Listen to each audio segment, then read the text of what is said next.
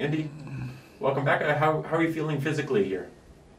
Yeah, I feel better than I did during the grass. I've had another kind of 4 weeks training, and yeah, feel pretty good.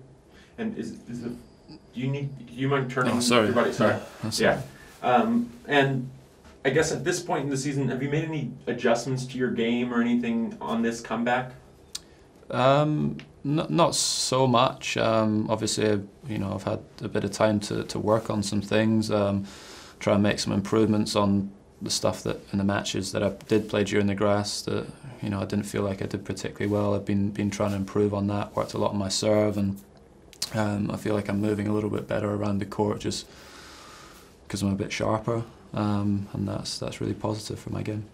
You played Queens and played some grass court warm-ups, but you decided to skip Wimbledon. How tough was that decision for you?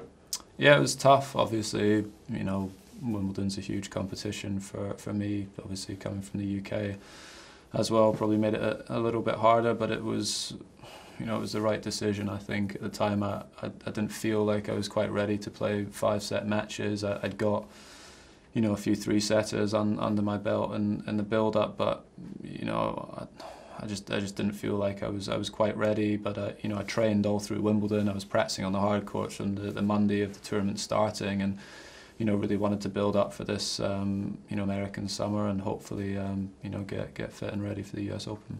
It's been a while since you got to enjoy Wimbledon as a spectator. How'd you enjoy taking it in without the pressures of the tournament?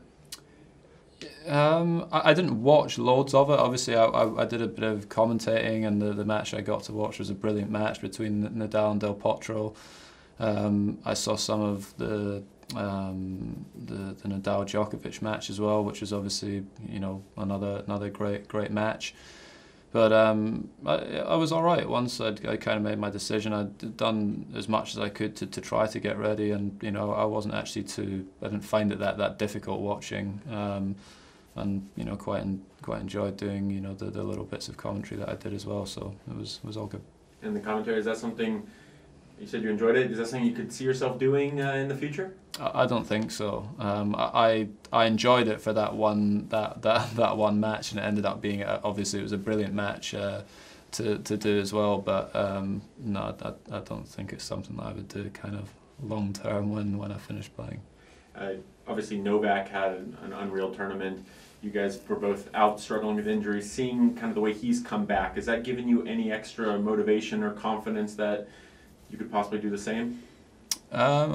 Two completely different injuries and significantly different periods out of the game, so it's not easy to, look at his situation and compare myself to that. But I think more because the guys are around the top of the game just now in terms of their age and everything, that it seems like guys have been able to do a little bit better into their sort of early mid 30s. So that gives me a bit more confidence that if I can get myself in good shape again, that my level will be good enough to allow me to compete for the big competitions again. So obviously what all those guys are doing up at the top of the game gives you motivation to try and get back up there. But it's going to take some time.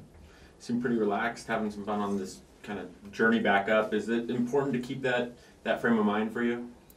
Yeah, it's a bit of both. Obviously, I want to enjoy kind of being back on the tour again, but the serious part of obviously winning matches and stuff is the is the most important thing. If I'm out here like losing first round every single week, I'm not going to enjoy that as much. So long as I get all the practicing and preparation done properly, I want to try and enjoy these next few years on tour whilst I'm still playing.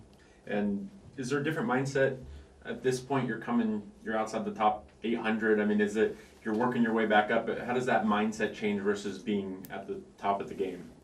Yeah, it's obviously not where I'd want to be ranking wise, but the good thing is like when you're right up at the top of the game, it's like it's not easy just to move up one spot. Like now, like if I win a couple of matches here, I could move up 300, 400 spots in a week, which is nice. So hopefully I can get back up there quickly. But it sort of feels like I'm kind of starting from scratch again. And obviously not been in that position since I was kind of 18. So I'm looking forward to it. It's going to be hard, but it should be fun. With so little points to defend. Is there a little sense of freedom at this point coming back on the match court? Yeah, I mean, certainly less pressure than what I would have had like in 2016, for example. But as soon as you get into the tournaments and start competing and hopefully start winning some matches, you know, your own expectations rise. Like right now, they're pretty low. You know, like here, I've not played a hardcourt match for 18 months, so you know, I can't say I expect to play brilliant tennis. But you know, if I start to get into the tournament and win a couple of matches, then you know, I'm going to start to adjust my expectations and yeah, put a bit more pressure on myself. Now being back here on tour, give you a little better appreciation after being out all this time for some of the various aspects of it? Yeah, I mean, I realised kind of how much I loved the sport. Obviously, being out for such a long time, but I never had an issue with like any of the travelling or airports and hotels and stuff. I've always really enjoyed that part of it. That was something I actually missed, and yeah, happy to be back on the road again, and hopefully it continues for a while. What are your expectations coming into this first hardcourt tournament in Washington? Yeah, I mean, the expectations are pretty low. I've been practicing quite well, I think, in the practice that I've had. I've been competitive with, you know, all the guys I've been playing with, which is a good sign. Obviously, just need to try to transfer that onto the match court, which is a bit harder than what people think sometimes. You know, the mental side of things is challenging, but you know, physically I'm getting a bit stronger all of the time, so I'm hoping it won't take too long. And further ahead to the North American, the rest of this hardcourt swing, what are those expectations, or have you set any specific goals? To stay healthy, that's kind of it just now, and if I do that and kind of get the match fitness back, I'm hoping that kind of more towards the end of the year and beginning of 2019, I'll be feeling more like my old self, and set myself up for a good year in 2019. I think this is your third time out here in Washington. You made the final the first time in 2006. What are your memories against with that match with Clement? I actually remember I think it was the first time I ever played with Hawkeye. I remember it being unbelievably hot that year. I played Ramon Delgado in the first time. I couldn't believe the conditions. It was brutal. They start the match a little bit later now, which is, you know, helps the players a little bit. But obviously lost in that final to Clement. But yeah, my first memories of Washington were, you know, the conditions there. They're pretty brutal out here. And at that point in your career, you were just kind of coming up through the rankings. Is there any similarities or anything at this point in your career making kind of a second push up those rankings? I don't know. I mean, it's different situation, obviously, but you know, like I said, it is a little bit like starting from the beginning in terms of, you know, my rank. I was ranked much higher when I came here in 2006. I don't know, I think I was in the top 50 in the world at that time, and now I'm 838. So long way to go to get back up there. And then lastly, just Washington. Why did you decide to make this your first hardcourt tournament back?